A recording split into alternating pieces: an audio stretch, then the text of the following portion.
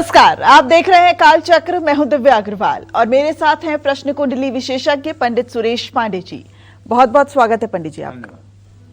किस दिन बदले अपना घर, किस दिन करें शादी की बातचीत, किस दिन भरे जरूरी फॉर्म, किस दिन चुकाएं अपना लोन, जानिए हर दिन के मंगलकारी मुहूर्त।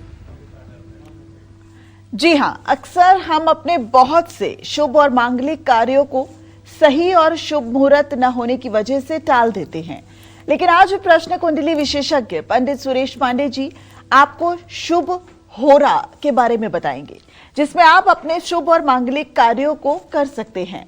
आखिर क्या है ये होरा, साथ ही किस होरा में कौन सा कार्य करना होता है सबसे ज्यादा शुभ, इसी से जुड़ी खास और यूनिक जानकारी भी देंगे आपको पंडित सुरेश पांडे जी। तो बने रहिएगा कालचक्र के साथ। और इसके अलावा अगर आपका भी कोई सवाल है तो आप हमें फोन कर सकते हैं। हमारा नंबर है 012066522415। तो पंडित जी, सबसे पहले चर्चा को शुरू करें तो कालचक्र के दर्शकों के मन में और मेरे मन में भी सबसे पहला सवाल यही है कि ये होरा क्या होता है। देखो, संस्कृत का शब्द है अहोरात्र। अहोरात्र, इसका मतलब होता है 24 घंटा, सूर्योदय से लेकर के और अगले दिन के सूर्योदय तक को अहोरात्र कहते हैं। अहोरात्र, ओके, ठीक है जी। अब इसमें से पहले और अंतिम शब्द को हटा करके बीच का शब्द लिया गया होरा, और उससे भी संबोधन जो है वो 24 घंटे का ही है। ठीक है, उसको कहते हैं होरा। होरा चंद्र की होती है, होरा सूर्य की होती है, होरा ग्रहों के आधार पर होती है। और जिस दिन जो दिन रहता है उस दिन सूर्योदय के समय उसी ग्रह की होरा होती है। और 60 घटी पल का पूरा जो मान होता है उसको अगर हम 12 से डिवाइड करें तो 5 घटी की एक होरा हो जाती है। ऐसे में होरा लग्न और मुहूर्त के लिए बहुत आवश्यक है। कौन सा कार्य किस होरा में करना चाहिए, कौन सा कार्य किस होरा में नहीं करना चाहिए। जन्म कुंडली के बाद चंद्र कुंडली आती है और चंद्र कुंडली के बाद सीधा होरा लगने आता है। यानी हुआ तो दिन और रात। हाँ, होरा लग्न में दो चीजें होती हैं, एक सूर्य की होरा होती है, एक चंद्र की होरा होती है। अगर सम राशि में किसी का जन्म हुआ है तो सूर्य की चंद्रमा की होरा, और विषम राशि में जन्म हुआ है तो सूर्य की होरा में जन्म होता है। और उसी आधार पर ग्रहों की स्थिति जो है वो सेट की जाती है, उससे जीवन के सुख दुख का विचार किया जाता है। तो ये है होरा। आगे इसके बारे में विस्तार से बताऊंगा। जी, बताइए पंडित जी, अब होरा शब्द कैसे उत्पन्न हुआ? होरा शब्द अहोरात्र से उत्पन्न हुआ है बेटा, जिसका अर्थ है दिन और रात्रि। प्रत्येक होरा किसी न किसी ग्रह से संबंधित होती है। होरा हमें ये बताता है कि एक दिन में कौन सा समय किस तरह के कार्य को करने के लिए महत्वपूर्ण है। शुभ मुहूर्त के अभाव में मांगलिक कार्य, महत्वपूर्ण कार्य न रुके, या अगर किसी घटना या गतिविधि को एक दिन की समय सीमा के भीतर पूरा करना महत्वपूर्ण है तो उस काम में सफलता के लिए दिन की होरा को देखकर फैसले लिए जा सकते हैं। होरा ज्योतिष शास्त्र का महत्वपूर्ण अंग है। पूरे ज्योतिष शास्त्र को ही होरा शास्त्र कहा जाता है। कुल मिलाकर ये समझ लीजिए, इसका महत्व इसी से होरा शास्त्र ही कहा जाता है। जैसे ज्योतिष की सबसे अच्छी किताब अगर है तो बृहत पाराशर होरा शास्त्र, उसमें भी होरा शब्द जुड़ा हुआ है। होरा शब्द ही ज्योतिष के साथ जुड़ने वाला शब्द है। होरा काल में किया गया काम शुभ मुहूर्त में किए गए कार्यों की तरह ही सफलदायक और सिद्धिदायक होता है। होरा आर्थिक जीवन, विवाह, सुख, सफलता, असफलता या किसी भी कार्य पर अपना पूरा प्रभाव डालता है। सूर्योदय से लेकर दूसरे दिन सूर्योदय तक 24 होरा होती है, 12 दिन में 12 रात में, जैसा मैंने आपको बताया। सूर्योदय से सूर्यास्त तक 12 होरा होती है। जैसा दिन होता है सूर्योदय से उस दिन के ग्रह की ही होरा शुरू होती है। जैसे सोमवार को चंद्रमा की होरा, मंगलवार को मंगल की होरा, बुधवार को बुध की होरा और गुरुवार को गुरु की होरा में सूर्योदय होता है। शुक्रवार को शुक्र की होरा में सूर्योदय होता है। शनिवार को शनि की होरा में सूर्योदय होता है। दिन के वार की होरा से अगली होरा उस दिन से छठे दिन की होगी। वृषभ, कर्क, कन्या, वृश्चिक, मकर और मीन राशि के लोग रात्रि होरा के अंतर्गत आते हैं और चंद्रमा के अधीन है, जबकि मेष, मिथुन, सिंह, तुला, धनु और कुंभ राशि वाले दिन की होरा के अंतर्गत आते हैं और सूर्य के अधीन होते हैं। दिन की होराओं पर विचार करते हुए सूर्य, शुक्र और बृहस्पति सबसे शक्तिशाली ग्रह हैं, लेकिन रात की होराओं पर विचार करने पर चंद्रमा, मंगल और शनि सबसे मजबूत ग्रह माने जाते हैं। ऐसे ज्योतिष शास्त्र की मान्यता है। जय मां विंध्यवासिनी। तो चलिए, अब तो आप पूरी तरीके से समझ गए होंगे कि आखिर होरा क्या होती है। अब आने वाले समय में, यानी कि अब आने वाली चर्चा में हम बात करेंगे कि किस होरा में कौन से काम करने से आपको मंगलदायक जो फल है वो मिल सकता है। लेकिन अब बात मेष राशि के राशिफल की कर लेते हैं। कैसी रहेगी मेष राशि के जातकों की आर्थिक स्थिति, कामकाज, रिश्ते और सेहत, साथ ही क्या है आज का उपाय, शुभ अंक और शुभ रंग। देखिए, आज मैं आपको बताना चाहूंगा कि आपके राशि में सूर्यदेव इस समय गोचर कर रहे हैं 12 कला पर और आपका लग्न स्वामी व्यय भाव में है। व्यय का मतलब कि अगर आपके जीवन का स्वामी व्यय भाव में है तो आपको पैसे के लेन देन और ऑनलाइन पेमेंट में सावधानी बरतने की आवश्यकता है। स्कैम हो सकता है। काम के महत्वपूर्ण मामलों में सलाह आपको लेनी चाहिए। बुजुर्गों का आशीर्वाद मिलेगा। शारीरिक और मानसिक स्वास्थ्य आपका प्रभावित हो सकता है क्योंकि मंगल व्यय भाव में है। छोटी छोटी बातों को लेकर गुस्सा नहीं करनी चाहिए। आज हनुमान मंदिर जाना चाहिए। शुभ अंक आपके लिए 5 है। शुभ रंग आपके लिए बैगनी है। जय मां विंध्यवासिनी।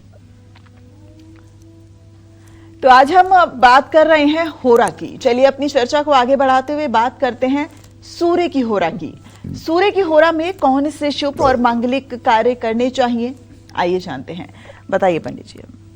देखो, सूर्य की होरा सभी राजनीतिक कार्य, राजनेताओं और नेता और सरकारी अधिकारियों के साथ राजनीतिक गतिविधियों और सम्मेलनों से जुड़े कार्य करने, सरकारी नौकरी के लिए आवेदन करने, कानूनी मामले निपटाने, चल अचल संपत्ति की बिक्री करने, नया पदभार संभालने, उच्च अधिकारियों से मीटिंग करने, कोई टेंडर के लिए आवेदन करने या माणिक रत्न धारण करने के लिए शुभ होती है।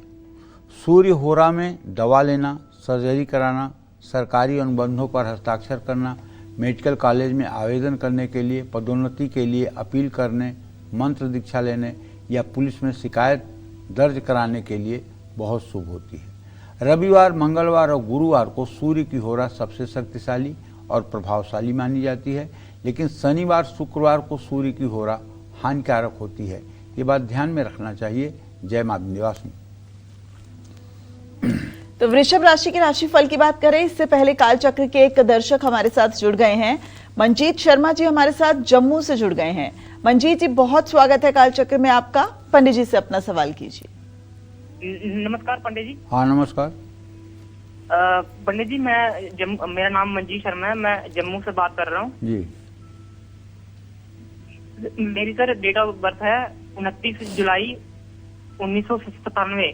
जी जी 12:40 दोपहर के। जी।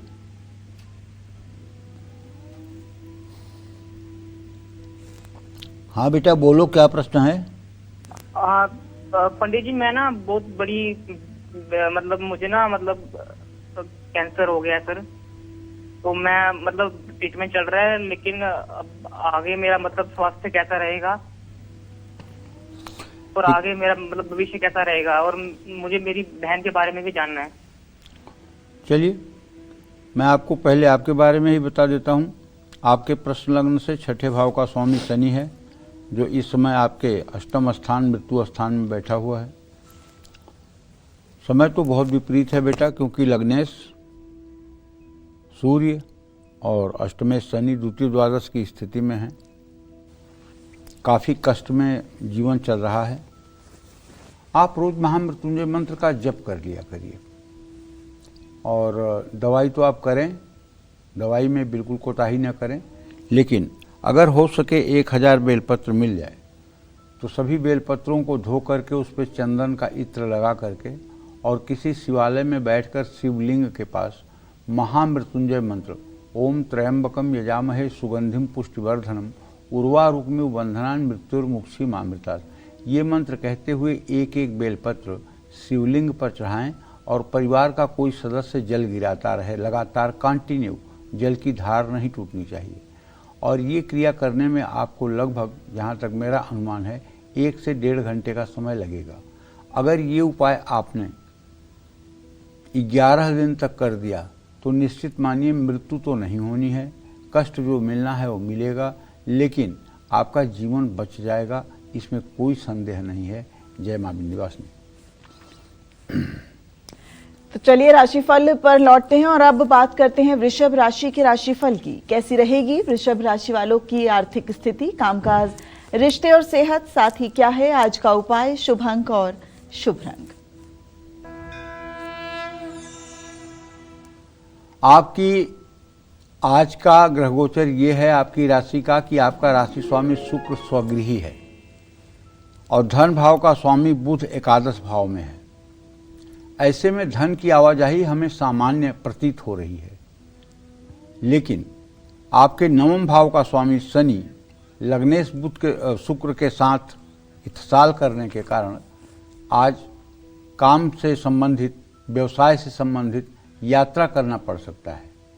प्रेम संबंधों में जल्दबाजी से बचें, सेहत को हल्के में ना लें। आज झूठ बोलने वालों से बचें, पीपल का पौधा लगाएं। शुभ अंक आपके लिए 1 है, शुभ रंग आपके लिए ग्रे है। जय मां विंध्यवासिनी।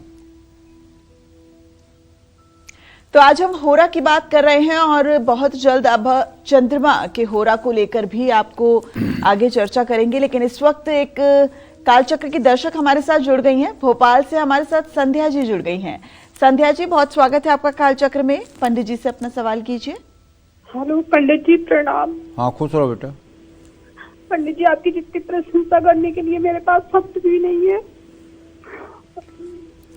बोलो बेटा, बोलो। कि भगवान से एक प्रार्थना है कि आपके दर्शन हो जाएं, आपसे एक बार व्यक्तिगत मुलाकात हो जाए, बाबा से यही प्रार्थना है। और पंडित जी, मैं आपसे ये प्रश्न करना चाहती हूँ कि मेरी सरकारी नौकरी कब लगेगी। मेरा जन्म है 17 फरवरी 1988 का और टाइम है 10:50 रात को। मंगल शनि की युति तो बनी हुई है बेटा, और लेकिन ये मंगल शनि की युति जो है, अभी अक्टूबर के बाद नौकरी के लिए अगर प्रयास करोगी तो सफलता मिलेगी, इसमें निराश और नर्वस होने की क्या बात है। लेकिन एक उपाय बताता हूँ, इस उपाय को कर लो तो निश्चित रूप से बहुत जल्दी काम आपका हो जाएगा। आप शनिवार की शाम को पीपल के पेड़ के नीचे मिट्टी के दिए में सरसों का तेल भर के 7 दिए जलाइए और 7 परिक्रमा पीपल के पेड़ की कच्चा सूत लपेटते हुए करिए। ये उपाय अगर आपने 7 शनिवार कर दिया तो फिर आप जिस नौकरी के लिए अप्लाई करेंगी, जिसकी आपकी पढ़ाई होगी, जिसकी आपकी योग्यता होगी, उसमें आपको सफलता मिल जाएगी। इसमें बिल्कुल हताश निराश होने की बात नहीं है। बस आप ये उपासना करिए, इससे आपको सफलता मिल जाएगी।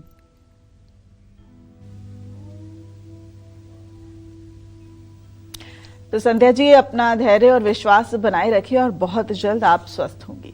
तो चलिए अब अपनी चर्चा पर वापस लौटते हैं। सूर्य की तो बात हो गई, अब बात करते हैं चंद्रमा की।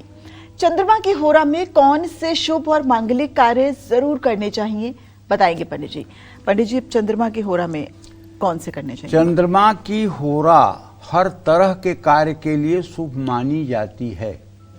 किसी भी कार्य का शुभारंभ करना हो तो चंद्रमा की होरा में किया जा सकता है। चंद्रमा की होरा में मोती धारण करना शुभ होता है। नेताओं या प्रमुखों से मिलना, अपना घर बदलना, यात्रा पर जाना, घर या संपत्ति से जुड़े मामले देखना, गहने खरीदना, मध्यस्थता करना और किसी भी तरह की खरीद बिक्री करना, पानी या सौंदर्य से जुड़े काम करना शुभ होता है। चंद्रमा की होरा में समुद्र, समुद्री उत्पाद, जल, चांदी, बागवानी से संबंधित कार्य किए जा सकते हैं। सोमवार और गुरुवार को चंद्रमा की होरा सबसे ज्यादा सक्रिय और प्रभावी रहती है, जबकि शनिवार और रविवार को ये कम शुभ होती है। ऐसा मान करके ही निर्धारण करना चाहिए। जय मां विंध्यवासिनी। और अब बात करते हैं मिथुन राशि के राशिफल की। कैसा रहेगा मिथुन राशि के जातकों का आज का पूरा दिन? आज इनका भाग्य कितना मजबूत है, आइए जानते हैं।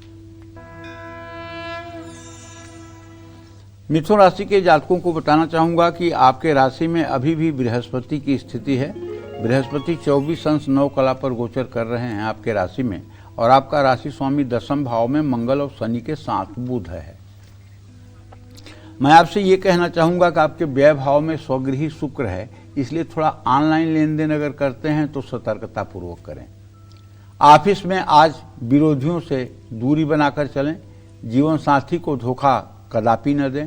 स्वास्थ्य ठीक रहेगा, योग प्राणायाम करें।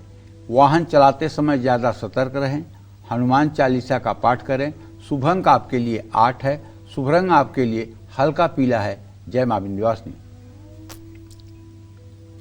कर्क राशि के राशिफल की बात करें उससे पहले पंडित जी जानना चाहते हैं कि साल में कुछ महीने ऐसे होते हैं जब देवता सोते हैं और उस समय जो मांगलिक कार्य हैं वो नहीं करने चाहिए, लेकिन ये जो हो रहा है ये उस वक्त लागू होता है क्या? उस वक्त अगर होरा की सूर्य और चंद्रमा की दृष्टि हो तो क्या वो काम कर सकते हैं मांगलिक? नहीं करना चाहिए। शास्त्रों की मान्यता है कि चाहे जितने शुभ मुहूर्त हों, लेकिन जब भगवान श्री हरि विष्णु शयन की अवस्था में हों तो उस समय सारे शुभ कर्म वर्जित कर दिए जाते हैं। जैसे जनेऊ, मुंडन संस्कार, विवाह संस्कार, ये सब प्रतिबंधित कर दिए जाते हैं। तो कुछ कर्म ऐसे हैं जिन्हें किया जाता है, जैसे श्राद्ध कर्म किया जाता है, पिंडदान किया जाता है, दाह संस्कार किया जाता है। जो कर्म ऐसे हैं कि जो मतलब मुहूर्त के अधीन नहीं हैं, वो सारे कार्य किए जाते हैं। लेकिन जब भगवान श्री हरि विष्णु शयन अवस्था में होते हैं, आषाढ़ शुक्ल पक्ष की एकादशी तिथि से और कार्तिक शुक्ल पक्ष की एकादशी तिथि को उनका जागरण होता है, तब तक इन 4 महीनों को चातुर्मास कहते हैं। और इसमें ध्यान, भजन, सेवा को ही महत्व दिया गया है। ये 4 महीने पूजा उपासना के हैं। तुम्हें बताना चाहूँगा दिव्या, भगवान श्री राम जब माँ जगत जननी जगदम्बा माँ सीता की खोज करने के लिए जा रहे थे, तो जब सुग्रीव से उनकी भेंट हुई, बाली मारा गया, सुग्रीव जब पंपापुर का राजा बना, तो उसके बाद भगवान श्री राम ने उसी की मतलब कि ऋषिमुख पर्वत पर 4 महीने का चातुर्मास किया था। 4 महीने का चातुर्मास वहीं भगवान श्री राम ने किया था, ऐसा शास्त्रों में वर्णन आता है। वाल्मीकि रामायण में भी ऐसा वर्णन आता है। 4 महीने तक प्रभु उसी पहाड़ पर रहे थे। तो चातुर्मास का पालन सभी संत सात्विक व्यक्ति करते हैं। ये 4 महीने बड़े ही महत्वपूर्ण होते हैं, और ये 4 महीने गृहस्थी और विलासिता के लिए नहीं होते हैं, बल्कि ध्यान, भजन, सेवा के लिए होते हैं। तो चातुर्मास में चाहे होरा हो और चाहे दूसरा कोई मुहूर्त हो, ये निष्प्रभावी हो जाता है। अच्छा जी। पंडित जी, मुहूर्त, इसकी जरूरत क्यों पड़ी? क्यों मतलब हम मुहूर्त के बिना कोई काम नहीं कर सकते? सिर्फ इसके ज्योतिषी मान्य है या कोई वैज्ञानिक कारण भी है, या फिर कहा जाए कि कोई भौगोलिक कारण भी है, या फिर एक विश्वास और मान्यता के आधार पर है? देखो बेटा, मुहूर्त जो है ये बड़ा गूढ़ विषय है। तुम सच पूछ रही हो। अगर मुहूर्त का चक्कर न हो तो बैंक्वेट हॉल का आज जो प्राइस चल रहा है वो आधे से भी कम हो जाएगा। बिल्कुल। क्योंकि एक ही दिन उनके पास जब 20 इंक्वायरी आती है तो वो अपना रेट बढ़ा देते हैं, और एक दिन में अगर एक इंक्वायरी आएगी तो मजबूरी में उन्हें बैंक्वेट हॉल देना पड़ेगा। बैंड बाजा वाले की कीमत नहीं बढ़ेगी, इसलिए कि उसके पास भी 20 इंक्वायरी नहीं आएगी, उसका भी रेट घटेगा। लेकिन मुहूर्त का मतलब है कि कौन सी ऋतु में, किस महीने में, किस पक्ष में, किस तिथि में हमारी कौन सी नाड़ी चलती है, उसके आधार पर मुहूर्त का निर्माण हुआ है। मुहूर्त का निर्माण यद पिंडे तद ब्रह्मांडे। देखो, जो जो तुम्हारे शरीर में है वही इस पूरे ब्रह्मांड में है। पूरे ब्रह्मांड में क्या है? 1/3 पृथ्वी है और 2/3 जल है ना जी। आपके शरीर में भी ऐसे ही है। 2/3 जल आपके शरीर में है। अगर आपके शरीर का जल तत्व सुखा दिया जाए तो आपका वजन अगर 66 किलो है तो आपका वजन 22 किलो से ज़्यादा नहीं बचेगा। बिल्कुल। समझ रही हो? जैसे मतलब कि सूर्य चंद्र लोक हैं, उसी तरह से इस शरीर में भी सारी चीज़ें विद्यमान हैं। जो पिंड में है इस शरीर के, वो ब्रह्मांड में है। तो ये दो हमारे जो नासिका के छिद्र हैं, प्राण कहीं शरीर में एक जगह स्थित नहीं होता है। ये जो सांस चलती है यही प्राण है। अगर किसी के सांस को 2 से 2.5 मिनट रोक दिया जाए, न मुंह से सांस ले सके न नाक से सांस ले सके, तो 2.5 मिनट में मृत्यु को प्राप्त हो जाएगा। फांसी की सजा होती है तो उसमें जो गर्दन में रस्सी कसी जाती है वो सिर्फ इसलिए कि सांस बंद हो जाती है। अच्छा।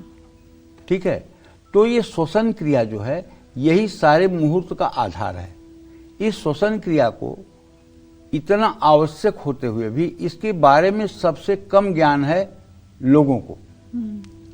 लोग समझते हैं हमारी सांस तो एक जैसी चलती है, लेकिन एक जैसी नहीं चलती है। कभी बाईं नाक से चलती है, कभी दाहिनी नाक से चलती है। इसमें भी 5 तत्व होते हैं।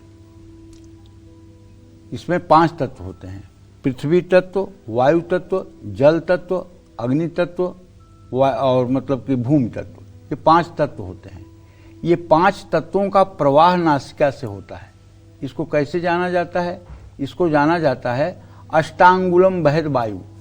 8 अंगुल तक अगर सांस आकर के अपने आप रुक जाती है तो वायु तत्व चल रहा है। द्वादशांगुलम माहेयम। 12 अंगुल तक अगर सांस आके रुक रही है तो पृथ्वी तत्व है। अष्टांगुलम वहद वायु, रनिलम चतुरांगुलम। और अग्नि तत्व केवल 4 अंगुल चलती है। द्वादशांगुलम माहेयम। 12 अंगुल तक पृथ्वी तत्व चलता है। खोडसो वरुणांगलम। और अगर 16 अंगुल तक सांस नीचे जा रही है तो मतलब जल तत्व चल रहा है। और जो नाक में ही फुलफुला के रह जाए, नाक से बाहर न निकले, वो आकाश तत्व है। ठीक है। अब इस तत्व का पता जो है हम हाथ के द्वारा लगा सकते हैं, और अगर हमें हाथ के द्वारा नहीं पता चल रहा है, और ये पता तब चलेगा जब दिमाग की आपकी एकाग्रता होगी।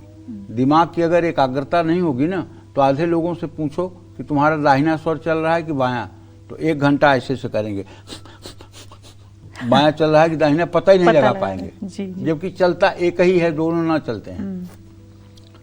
तो अगर ऐसे भी पता न लगे तो एक पता लगाने का तरीका है कि एक साफ सुथरा आईना जिसमें चेहरा देखा जाता है उसको आप ले लीजिए और खूब बढ़िया उसको अच्छे से पोंछ लीजिए, उस पर किसी तरह का कुछ मिलावट ना हो, और पूरी सांस को भर करके दोनों नासिका को आईने के ऊपर करके तेजी से अपने सांस को छोड़िए।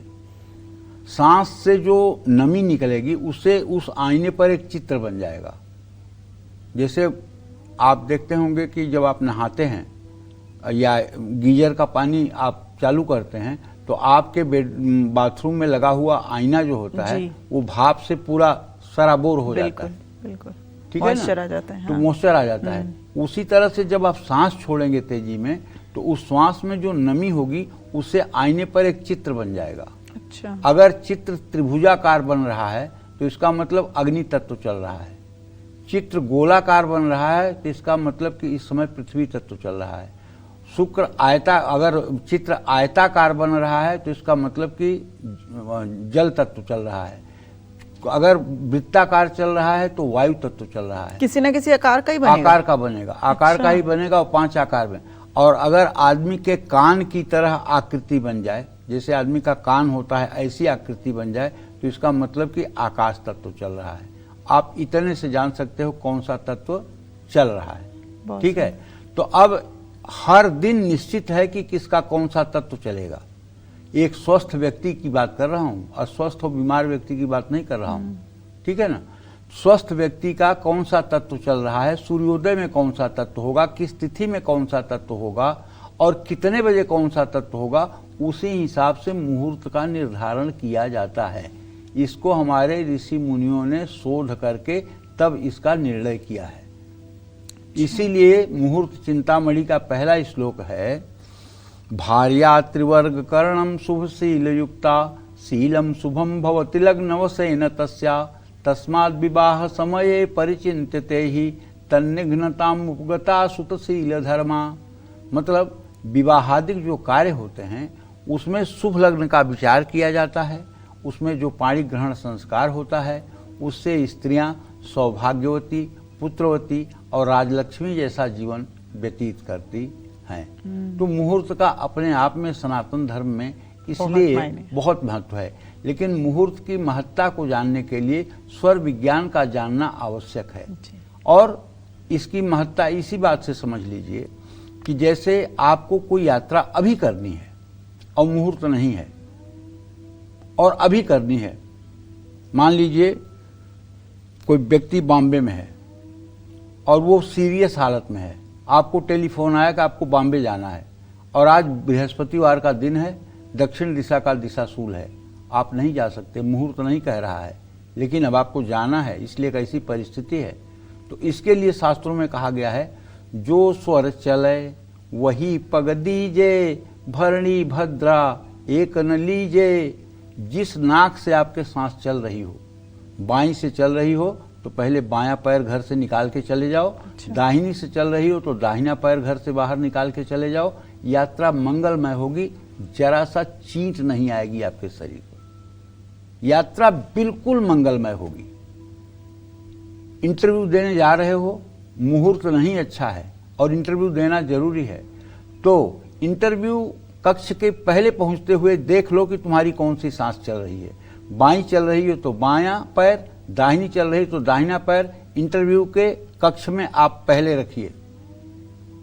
और जो मतलब कि इंटरव्यूअर बैठा हो वो आपके चलते हुए स्वर की दिशा में बैठा हो। अगर आपके दाहिने सांस चल रही है तो आप ऐसे बैठें कि इंटरव्यू लेने वाले आपके दाहिनी तरफ बैठे हों।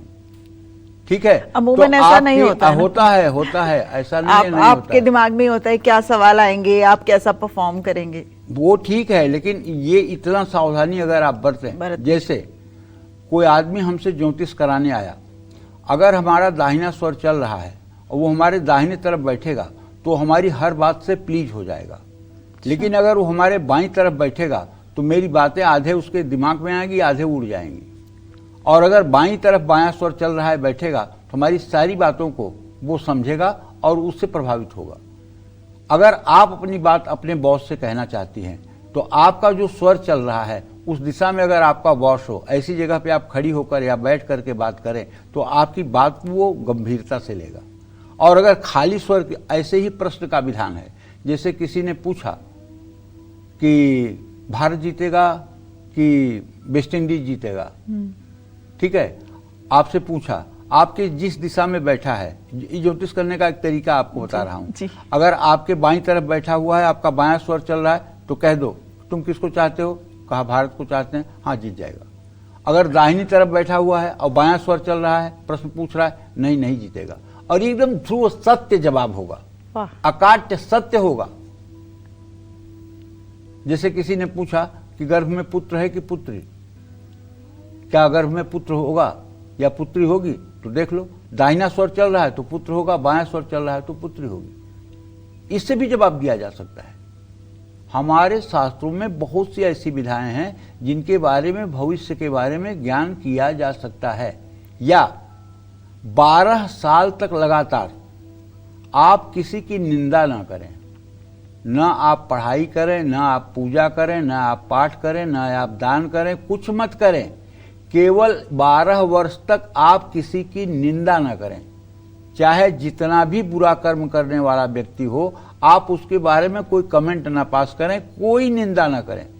तो 12 साल के बाद आपको एक ऐसी शक्ति प्राप्त हो जाएगी कि आपको भूत भविष्य वर्तमान का पूरा ज्ञान हो जाएगा और आपको पूरा भूत भविष्य वर्तमान एकदम आंखों से दिखाई देने लगेगा।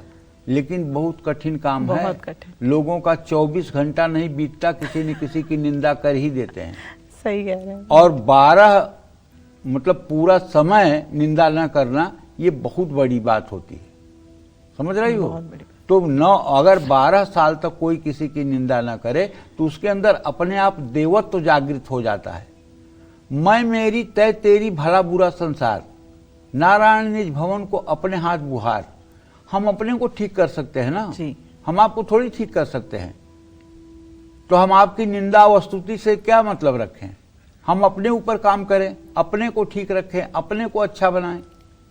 बहुत सुंदर पंडित जी, बहुत शुक्रिया पंडित जी। देखिए पंडित जी ने कितनी बारीकियां बताई और आज तो आपको ज्योतिष भी बना दिया। तो चलिए कर्क राशि का राशिफल जानते हैं और कैसा रहेगा कर्क राशि वालों का आज का पूरा दिन, आइए जानते हैं। देखिए, कर्क राशि के जातकों को बताना चाहूंगा कि आपका राशि स्वामी चंद्रमा इस समय ग्रहण दोष में सिंह राशि में स्थित है। इसलिए पैसे से रिलेटेड कोई भी मामला आपको सोच समझ करके ही डिसीजन लेना चाहिए। हाँ, इतना तो जरूर है कि दसम भाव में स्वगृही शुक्र है तो किसी बड़े काम में आपको सफलता मिल सकती है। लेकिन ध्यान रखिएगा, आपके कुटुंब भाव का स्वामी बुध शनि के साथ है, इसलिए पारिवारिक लोगों से वाद विवाद से बचिएगा। यात्रा से थकान और तनाव की संभावना है। किसी को अपना वाहन आपको नहीं देना चाहिए। मंदिर में देसी घी का दान करना चाहिए। शुभ अंक आपके लिए 5 है। शुभ रंग आपके लिए क्रीम है। जय मां विंध्यवासिनी। ज्योतिष शास्त्र में होरा मुहूर्त को क्यों अहम माना गया है, किस होरा में कौन सा कार्य दिलाएगा आपको सफलता, यही जानकारी दे रहे हैं आपको पंडित जी आज। अब अपनी चर्चा को आगे बढ़ाते हुए बात करते हैं मंगल की होरा के बारे में। मंगल की होरा में कौन से शुभ और मांगलिक कार्य जरूर करने चाहिए, बताएंगे पंडित जी। पंडित जी, मंगल में और कौन कौन सी राशि वाले जो हैं वो भी इसका फायदा ले सकते हैं? देखो, मंगल की होरा मुश्किल और चुनौतीपूर्ण कार्यों को करने के लिए शुभ होती है। मंगल की होरा किसी समझौते को करने के लिए या संपत्ति खरीदने या बेचने के लिए भी शुभ मानी जाती है। मंगल की होरा में कानूनी मामले शुरू करना भी शुभ होता है। नई नौकरी के लिए जाना, निवेश करना, उधार लेने या लोन चुकाने के लिए भी ये होरा बहुत लाभकारी होती है। मंगल की होरा में मूंगा या लहसुनिया धारण करना शुभ होता है। मंगल की होरा वृक्षारोपण करने के लिए, गाड़ी खरीदने या बेचने के लिए, तकनीकी क्षेत्र से जुड़े महत्वपूर्ण फैसले लेने या फिर काम करने के लिए शुभ होती है। इलेक्ट्रिकल और इंजीनियरिंग कार्यों के लिए और भाइयों से संबंधित मामलों के लिए भी शुभ है। मंगल की होरा मंगलवार, गुरुवार और रविवार को खूब प्रभावशाली रहती है, जबकि बुधवार, शनिवार के दिन ये होरा काफी असक्त और कमजोर मानी जाती है। जय मां विंध्यवासिनी। तो चलिए राशिफल की बात कर लेते हैं और सिंह राशि वालों का इंतजार खत्म करते हैं। जानते हैं कि सिंह राशि वालों का आज का पूरा दिन कैसा बीतेगा। इस समय आपकी राशि में चंद्रमा और केतु की युति है। कम से कम आज की स्थिति तो यही है। ऐसे में आपके धन भाव का स्वामी बुध सूर्य से द्वितीय द्वादश की स्थिति में है और आपके कुटुंब भाव का स्वामी बुध है। ऐसे में घर के बड़े बुजुर्गों से आपको आर्थिक सहयोग मिल सकता है। नई नौकरी या स्थानांतरण में आपको सतर्क रहना चाहिए। परिवार में सुख शांति रहेगी। पिता की सेहत का ध्यान रखें। आज हर किसी पर भरोसा ना करें। आदित्य हृदय स्तोत्र का पाठ करें। शुभ अंक आपके लिए 3 है। शुभ रंग आपके लिए नारंगी है। जय मां विंध्यवासिनी। और इसी के साथ अपनी चर्चा पर वापस लौटते हैं और अब बात करते हैं बुध की होरा के बारे में। बुध की होरा में कौन से शुभ और मांगलिक कार्य करना सबसे ज्यादा फलदायी होता है, जानते हैं पंडित जी से। पंडित जी बताइए, बुध की होरा त्वरित होती है या फिर गतिशील होती है, कैसी होती है? देखिए, बुध की होरा त्वरित और गतिशील होती है। बुध की होरा ज्ञान प्राप्त करने के लिए सबसे उत्तम मानी गई है। क्यों? क्योंकि बुध जो है वो बुद्धि का कारक ग्रह है। बुधेन बुद्धि सदनर्थ संस्था। बुध बुद्धि का कारक ग्रह है। यहाँ तक कि अगर किसी की कुंडली में बुध ग्रह अस्त हो जाए, किसी बच्चे की कुंडली में, और दूसरे ग्रहों की स्थिति उस पर पापक ग्रहों की हो और पाप प्रभाव हो, तो ऐसा बच्चा ऑटिज्म का शिकार हो जाता है।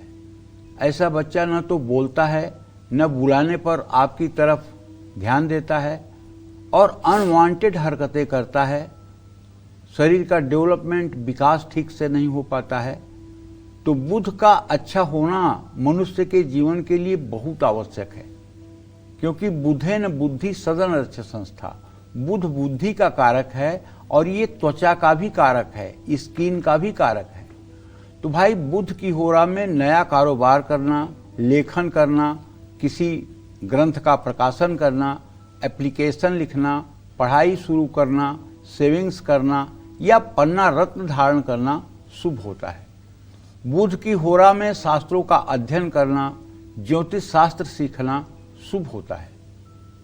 बुध की होरा में दवाओं से जुड़ा काम करना, मूर्तियां बनाना, बिल्डिंग का निर्माण कार्य शुरू करना, ये सब भी शुभ फलदायी हैं। बुध की होरा में नए गहने खरीदना, उसे पहनना भी शुभ होता है। बुधवार, शुक्रवार और शनिवार को बुध की होरा बहुत प्रभावशाली होती है, जबकि मंगलवार को इसका कोई शुभ प्रभाव नहीं मिलता है। ये बात ध्यान में रखनी चाहिए। जय मां विंध्यवासिनी। चलिए राशिफल की बात कर लेते हैं। कन्या राशि का राशिफल क्या कहता है? कैसी रहेगी आज की आर्थिक स्थिति, कामकाज, रिश्ते और सेहत? साथ ही क्या है कन्या राशि के जातकों के लिए आज का उपाय, शुभ अंक और शुभ रंग? आइए जानते हैं। देखिए, कन्या राशि के जातकों को बताना चाहूंगा कि आपका राशि स्वामी बुध इस समय मंगल और शनि के साथ मीन राशि में आपके राशि से सप्तम भाव में गोचर कर रहा है। अच्छा, ये स्थिति तो इसलिए अच्छी है कि लग्नेश लग्न को देख रहा है और शुक्र आपके भाग्य भाव में बैठा हुआ है धनेश होकर। इसका मतलब आज कहीं न कहीं से आपको धन लाभ तो होगा और कहीं न कहीं आप निवेश भी करेंगे। दोनों बातें अच्छी हैं। बस ये है कि सफलता पर पगलाइएगा नहीं। सफलता मिले तो जरूरत से ज्यादा उछलिएगा नहीं, सोच समझ करके ही निवेश करिएगा। और प्लानिंग के साथ कोई काम शुरू करेंगे तो उसमें दूर तक आपको फायदा मिलेगा। रिश्ता जोड़ने में जल्दबाजी मत दिखाएं। अगर आपको कभी आंख की परेशानी रही है तो वो परेशानी फिर शुरू हो सकती है। घरेलू कार्यों में सावधानी बरतें। भगवान सूर्य की उपासना करें, सूर्याष्टक का पाठ करें। शुभ अंक आपके लिए 6 है, शुभ रंग आपके लिए आसमानी है। जय मां विंध्यवासिनी। तो गुरु की होरा के बारे में भी बात करेंगे, लेकिन इस वक्त एक कॉलर हमारे साथ जुड़ गए हैं। पटना से राजेश जी, कालचक्र के एक दर्शक हमारे साथ जुड़ गए हैं। राजेश जी, आपका बहुत स्वागत है। पंडित जी से अपना सवाल कीजिए। नमस्कार, प्रणाम पंडित जी। हाँ नमस्कार भैया। प्रणाम से नमस्कार। मेरा नाम राजेश कुमार मिश्रा है। जी राजेश। मेरा डेट ऑफ बर्थ है 9 सितंबर 1972। जी जी। बांका बिहार। जी। दिन के 12:13। हाँ हाँ। मैं हेपेटाइटिस बी से पीड़ित हूँ सर, और मुझे बहुत परेशानी हो रही है। और मुझे अभी हाल फिलहाल एम्स पटना इलाज चल रहा है मेरा, और मुझे किडनी में भी कुछ बताया गया है सूजन। तो मैं आगे मेरा स्वास्थ्य कैसा रहेगा, मेरा वैवाहिक जीवन कैसा रहेगा, जरा बताने की कृपा करें, मार्गदर्शन करें। बहुत मैं परेशान। ऐसा है राजेंद्र भैया, आपके प्रश्न के हिसाब से आपके छठे भाव में मंगल, शनि और बुध 3 ग्रह हैं। मंगल और शनि की युति ही जो है रक्त संचार प्रणाली को शुद्ध करने वाली जो किडनी होती है उसको डैमेज कर देती है। और ये हेपेटाइटिस बी या किसी को ये भी देखा गया है इस योग में कि ऐसे लोगों को गंभीर संक्रामक बीमारियां भी होती हैं। लेकिन लग्ने शुक्र की स्थिति स्वगृही होने के कारण और आपके प्रश्न लग्न के स्वामी चंद्रमा का केतु के साथ होने के कारण कुछ दिनों तक आपको ट्रीटमेंट में तो रहना पड़ेगा, लेकिन मृत्यु की कोई संभावना नहीं दिखाई दे रही है। आपको बस एक चीज कहना चाहूंगा, ब्राह्मण कुल में आपका जन्म हुआ है तो आप चिंता फिक्र छोड़ करके सुबह सूर्योदय के समय सूर्य को जल देना शुरू करिए और अपने धर्म पत्नी से कहिए कि वो महामृत्युंजय मंत्र जो चतुराक्षरी है उसी मंत्र का रोज 10 माला जप करें। ओम हौम जूम सह माम पतिम पालय पालय सह जूम हौम ओम, और भगवान शिव की आराधना शुरू करें। ट्रीटमेंट करते रहिए और ये उपाय करते रहिए, आप पूर्ण रूपेण स्वस्थ हो जाएंगे। वैसे अगर देखा जाए तो आपका आयुर्दाय 6, 3, 9, 9, 18, 12, 30 का मतलब हो गया 90 साल। 90 साल में से 12 साल कम हो गया 78 साल। आपकी उम्र, परम आयु आपकी 78 साल है। तो इसलिए बहुत डरने घबराने की बात नहीं है। मृत्यु जैसी कोई स्थिति नहीं है, लेकिन कष्ट जैसी स्थिति है, और ये स्थिति फरवरी 2028 तक रहेगी।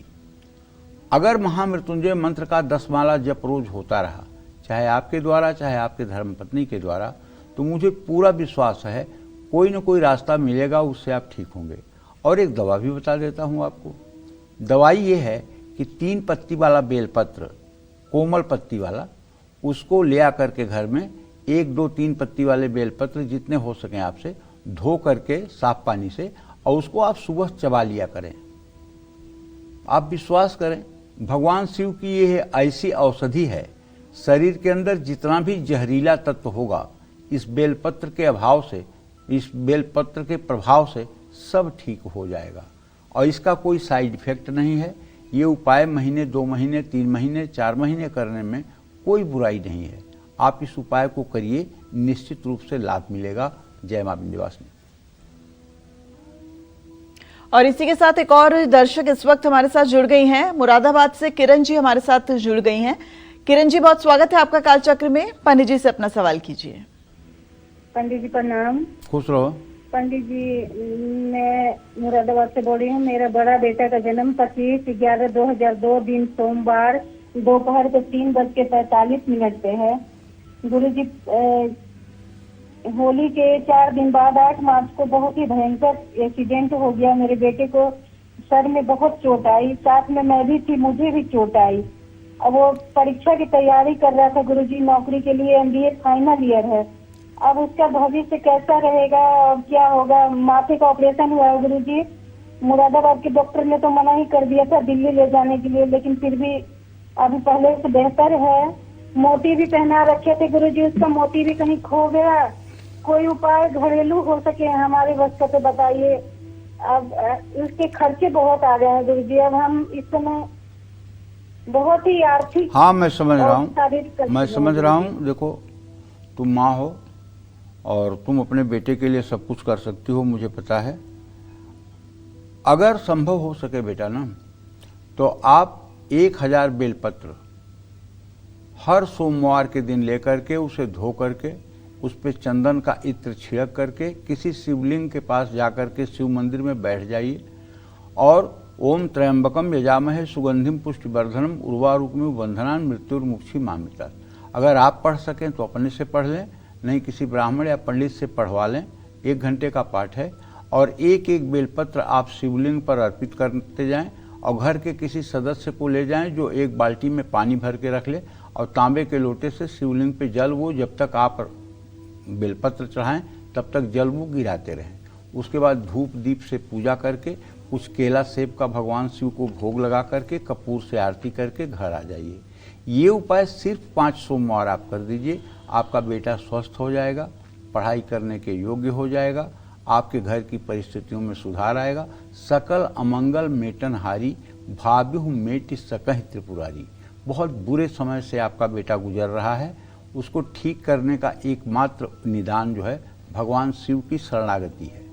और हो सके तो भगवान शिव को जो भस्म विभूति चढ़ाई जाती है, 1 पैकेट वो भस्म विभूति ले करके आप भगवान शिव के शिवलिंग का स्पर्श करा के और उसे घर में एक कटोरी में रख करके बेटे के नहाने के बाद उसके पूरे शरीर में वो भस्म विभूति हल्का हल्का टच करा दीजिए, स्पर्श करा दीजिए। इससे भी उसका रोग बहुत जल्दी समाप्त होगा। जय मां विंध्यवासिनी। तो चलिए अपनी चर्चा पर वापस लौटते हैं। और चूंकि आज हम बात कर रहे हैं होरा की और शुभ होरा में कैसे आप मांगलिक कार्य कब किस प्रहर में कर सकते हैं, पंडित जी वही बता रहे हैं। तो चलिए अब बात करते हैं गुरु की होरा के बारे में। गुरु की होरा में कौन से शुभ और मांगलिक कार्य करने चाहिए, आइए जानते हैं पंडित जी से। पंडित जी, गुरु की होरा में गुरु बहुत बड़े शुभग्रह हैं और ये जीवन और सुख के कारक हैं। तो गुरु की होरा में उच्च अधिकारियों से मिलना, शिक्षा के क्षेत्र में नया विषय चुनना, नए संस्थान के लिए आवेदन करना, विवाह संबंधी कार्य करना, पुखराज रत्न धारण करना, गुरु की होरा में नई नौकरी या नया कारोबार शुरू करना, धार्मिक कार्य करना, शादी की बातचीत करना, यात्रा या तीर्थ यात्रा शुरू करना, ये सब शुभकारी है। गुरु की होरा में कोई केस दायर करना भी शुभ होता है। मंगलवार, गुरुवार, रविवार को गुरु की होरा शुभ फलदायी होती है, इसमें कोई संशय नहीं है। जय मां विंध्यवासिनी। तुला राशि की राशिफल की बात करें उससे पहले चक्र के एक दर्शक इस वक्त लाइव जुड़ गई हैं हमारे साथ। अंजू जी हिमाचल प्रदेश के ऊना से इस वक्त हमारे साथ जुड़ गई हैं। अंजू जी, बहुत स्वागत है काल चक्र में आपका। पंडित जी से अपना सवाल कीजिए। हाँ जी, नमस्कार जी पंडित जी। नमस्ते। नमस्कार, सवाल कीजिए। हाँ, मैंने पंडित जी से ये पूछना था अपने बेटे के बारे में। उसकी डेट ऑफ बर्थ है। हाँ बोलिए, बोलते रहिए। हाँ जी, हाँ जी पंडित जी, बेटे के बारे में पूछना था। 16/3/2003।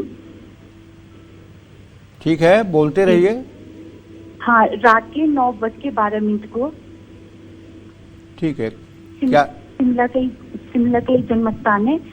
और उसकी पंडित जी उसकी सेहत नहीं बनती और थोड़ा उसकी आयु के बारे में भी मुझे पूछना था। और वो ना पंडित जी डेंटल में उसने इस साल एडमिशन लिया है, तो वो MBBS का उसके लिए ये लाइन ठीक है, ये MBBS उसको करना चाहिए।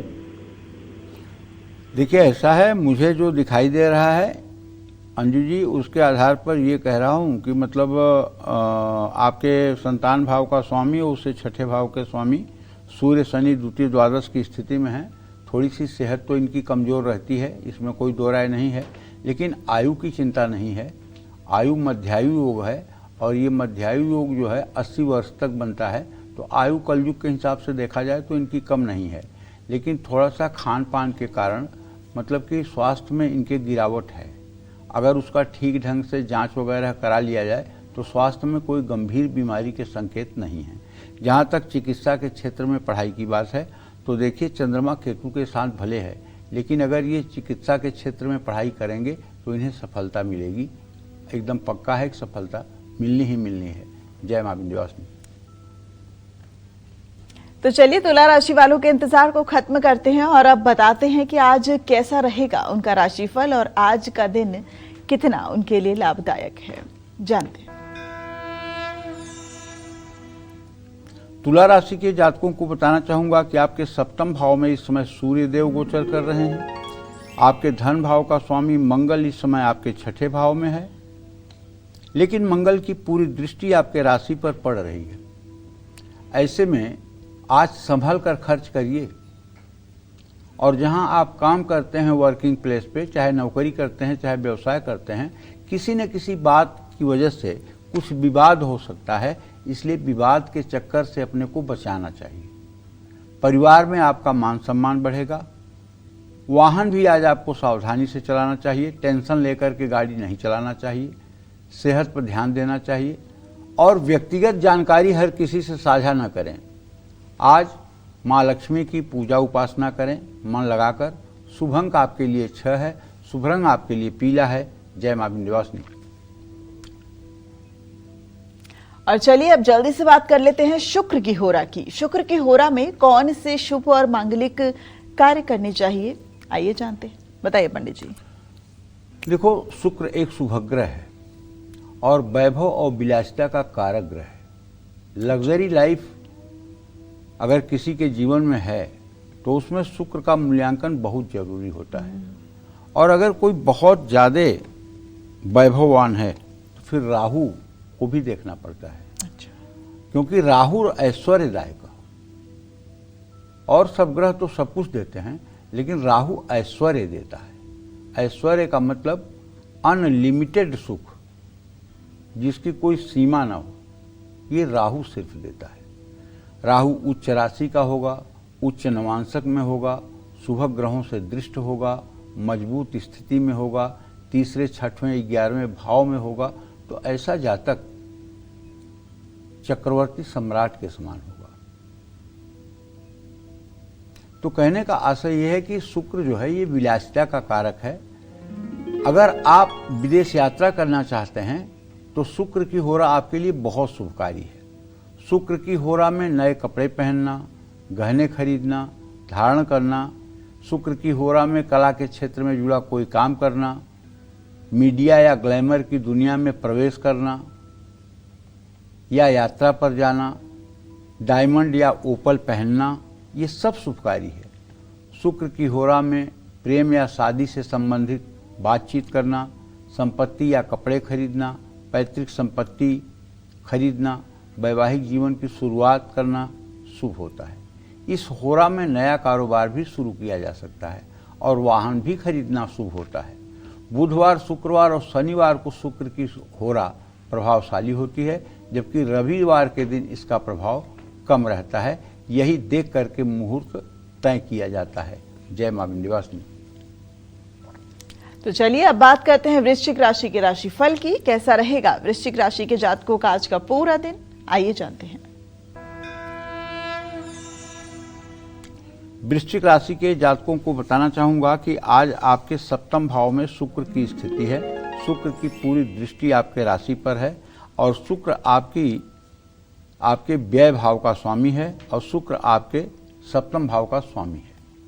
भैया मैं आपसे ये कहना चाहूँगा, अगर आप यात्रा कर रहे हैं तो यात्रा में फिजूल खर्च न करें, जो आवश्यक है वही खर्च करें। अगर आप सरकारी काम के लिए प्रयासरत हैं तो काम आपका बनेगा।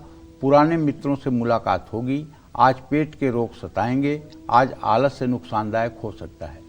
आज वृद्धाश्रम में अन्नदान करें। शुभ अंक आपके लिए 3 है। शुभ रंग आपके लिए केसरिया है। जय मां विंध्यवासिनी। चलिए अब बात करते हैं धनु राशि की। क्या कहता है धनु राशि का राशिफल, कैसा रहेगा आज का पूरा दिन, आइए जानते हैं। धनु राशि के जातकों को बताना चाहूंगा कि वैसे अगर बृहस्पति को देखा जाए तो बृहस्पति की पूरी दृष्टि तो आपके राशि पर है, लेकिन फिर भी आपके धन भाव का स्वामी तो शनि होता है ना, अब वो मीन राशि में है। तो पैसे के मामले में ओवर कॉन्फिडेंस में आकर के अगर कोई डिसीजन लेंगे तो वो नुकसानदायक हो सकता है। सोच समझकर फैसला लेंगे तो ठीक रहेगा। नौकरी में पदोन्नति का योग है। पिता के साथ कुछ मनमुटाव हो सकता है। अगर आप धनु राशि की महिला हैं तो आपको अपने स्वास्थ्य पर ध्यान देना चाहिए और यात्रा करते समय पूरी सावधानी रखनी चाहिए अपने सामानों के प्रति, अपने परिवार के प्रति। दूसरों की बातों पर तुरंत भरोसा न करें। हो सके तो आज आप विष्णु सहस्त्र नामावली का पाठ कर लें। शुभ अंक आपके लिए 8 है। शुभ रंग आपके लिए लाल है। जय मां विंध्यवासिनी। और धनु के बाद अब बारी मकर राशि के राशिफल को जानने की। तो जानते हैं मकर राशि वालों का आज भाग्य कितना मजबूत है। अगर आपकी मकर राशि है तो आपका राशि स्वामी शनि इस समय मीन राशि में आपके तृतीय भाव में गोचर कर रहा है और उसके साथ मंगल और बुध की भी स्थिति है और आपके धन भाव का भी स्वामी शनि है, जिससे द्वितीय द्वादश का संबंध शनि से बन रहा है। तो अगर आप कारोबार में सोच समझकर निवेश नहीं करेंगे तो नुकसान भी हो सकता है। नई साझेदारी बहुत सावधानी के साथ करें। आज पारिवारिक विवाद समाप्त होगा। मौसमी बीमारियां आपको परेशान कर सकती हैं। वाहन चलाते समय सावधान रहें। मंदिर में केले का दान करें। शुभ अंक आपके लिए 6 है। शुभ रंग आपके लिए नेवी ब्लू है। जय मां विंध्यवासिनी। और अब बात कुंभ राशि के राशिफल की। तो जानते हैं कुंभ राशि वालों का आज भाग्य कितना मजबूत है, कैसा रहेगा आज का इनका पूरा दिन।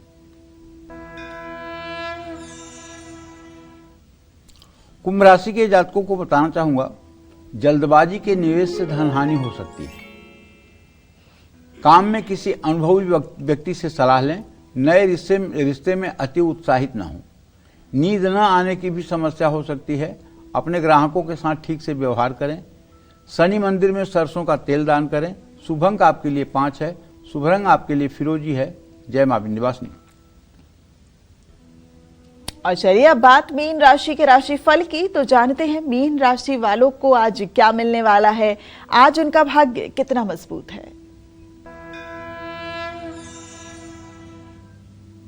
मीन राशि के जातकों को बताना चाहूंगा कि आपके राशि में शनि, बुध और मंगल की स्थिति है भाई, और आपका राशि स्वामी इस समय मिथुन राशि में गोचर कर रहा है। दूसरों के बहकावे में आकर के खर्च न करें, इससे आपका बजट बिगड़ सकता है। ऑफिस में वाद विवाद से बचने की कोशिश करें। परिवार में मान सम्मान बढ़ेगा। ज़्यादा भावुक न हो, सेहत संभालें। आज कोई फैसला न लें। आज केसर का तिलक लगाएं। शुभ अंक आपके लिए 6 है। शुभ रंग आपके लिए हरा है। जय मां विंध्यवासिनी। और चलिए अब बात करते हैं आज के लकी ईमेल कुंडली विजेता की। आज की हमारी लकी ईमेल कुंडली विजेता है भटिंडा की रहने वाली दीपाली गुप्ता। ये हमारे साथ फोन लाइन पर मौजूद हैं। दीपाली जी, बहुत बहुत स्वागत है आपका कालचक्र में। आपकी तमाम डिटेल्स हमने पंडित जी को नोट करा दी हैं। अब सिर्फ अपना सवाल पूछिए। नमस्कार पंडित जी। हाँ, सदा सुखी रहिए देवी जी। पंडित जी, पहले तो माँ विंध्यवासिनी को कोटि कोटि प्रणाम। मुझे आपसे बहुत दिन से बात करने का धन्यवाद। और जीवन की उलझने इतनी है पंडित जी, माँ ने मेरी सुन ली। पहला प्रश्न मेरे स्वास्थ्य के लिए है पंडित जी। वो ठीक नहीं रहता। कुंडली दिखाई तो बोला आप अभी तक जीवित कैसे हो, आपको तो भयंकर एक्सीडेंट होगा और जब स्वास्थ्य की समस्या इतनी होगी कि आप आने वाले समय में आपका आयु नहीं है। पंडित जी, अभी मेरी बच्ची छोटी है। दूसरा प्रश्न मेरे पिताजी के लिए है। उनका जन्म 1955 में हुआ है। उनको अभी पेट का कैंसर आया है, तो उनकी आयु पे कोई संकट है? अगर है हम लोग पंडित जी तो कोई उपाय बता दीजिए, हम लोग बहुत परेशान हैं। पहली बात तो मैं ये कहना चाहता हूँ, किसने क्या बताया है मैं नहीं जानता हूँ, लेकिन पहली बात तो मैं बताना चाहता हूँ आपको कि न तो कोई आपका एक्सीडेंट होगा और न आपकी आयु छोटी है। ये आपको डराने के लिए, अपना उल्लू सीधा करने के लिए किसी ने ये कुकर्म किया है, क्योंकि आपका मेष लग्न में जन्म हुआ है और मेष लग्न का मालिक मंगल शुक्र और बुध जैसे 2 शुभ ग्रह के साथ है और पंचम भाव में है। आयुर्दाय का कहीं से नुकसान होने की कोई संभावना ही नहीं है और ना ही बड़ी दुर्घटना या चोट चपेट की संभावना है। आपके कुंडली में शनि भी उच्च राशि में है, राहु भी उच्च राशि में है, केतु भी उच्च राशि में है। ऐसे में कहीं से, और सूर्य आपका 6ठे भाव में पंचम भाव का स्वामी होकर के है। हाँ, बच्चे के स्वास्थ्य पर थोड़ा आपको ध्यान देना चाहिए। उसको सर्दी जुकाम बुखार की शिकायत हो सकती है, ये मैं कह सकता हूँ। और अगर बच्चे के वजन के बराबर गेहूं का आटा दान कर दें तो उसकी भी स्वास्थ्य समस्या ठीक हो जाएगी। जहाँ तक आपने अपने पिता के बारे में प्रश्न पूछा है, तो पिता भाव का स्वामी शनि आपके सप्तम भाव में उच्च राशि का है और उससे रोग भाव का स्वामी बुध है। बुध और शनि की स्थिति अगर देखा जाए तो तृतीय एकादश की है। कोई ऐसा पैनिक नहीं लेना है आपको कि पिता के लिए कोई बहुत बड़ी मुसीबत आने वाली है। हाँ, ये मृत्यु लोक है, यहाँ समय के हिसाब से सबको मरना जीना होता है, लेकिन इतना डरने की जरूरत नहीं है। आप अगर कुछ अच्छा करना चाहती हैं तो रोज सुबह सूर्य को जल दिया करिए। बच्चे के वजन के बराबर गेहूं का आटा रविवार को दान कर दीजिए और पिताजी से कहिए कि वो हो सके तो आधा घंटा सुबह शाम सीताराम सीताराम सीताराम कहा करें। इससे निश्चित रूप से कल्याण हो जाएगा। जय मां विंध्यवासिनी। चलिए अब बात करते हैं शनि की होरा के बारे में। शनि की होरा में कौन से शुभ और मांगलिक कार्य करने चाहिए, आइए जानते हैं। बताइए पंडित जी। देखो, वैसे तो शनि का नाम सुनते ही आधे लोग कांप जाते हैं। बिल्कुल ठीक है। और मैं जब प्रोग्राम शनि पर कोई करता हूँ तो उसका व्यूज बहुत आता है जी। तो शनि की होरा धन संपत्ति बढ़ाने के लिए बहुत शुभ होती है। शनि की होरा में मकान की नींव डालना, नया कारखाना शुरू करना, संपत्ति या गाड़ी खरीदना, नीलम या गोमेद रत्न धारण करना सबसे शुभ होता है। शनि की होरा सुस्त और धीमी होती है। ऐसे में इस होरा में ऐसा काम ना करें जिसके परिणाम आपको जल्दी चाहिए। शनि की होरा में खेती से संबंधित कार्य करना, जेल से जुड़े मामलों पर काम करना, तेल या मिश्रित धातु से जुड़ा कारोबार शुरू करना बहुत शुभ होता है। बुधवार, शुक्रवार और शनिवार को ये होरा बलशाली होती है, जबकि सोम, मंगल और रविवार को इसे अशुभ माना जाता है। ऐसा मान के ही निर्णय करना चाहिए। जय मां विंध्यवासिनी। तो पंडित जी, इसी के साथ हमारे दर्शकों को इतनी दिलचस्प जानकारी देने के लिए आपका बहुत बहुत धन्यवाद। उम्मीद करते हैं आपको आज का हमारा विषय बहुत पसंद आया होगा। कल फिर एक नए विषय और आपकी परेशानियों को दूर करने के लिए ढेरों उपाय लेकर हम आएंगे पंडित सुरेश पांडे जी के साथ। तब तक काल तक्र की पूरी टीम को दीजिए इजाजत। नमस्कार।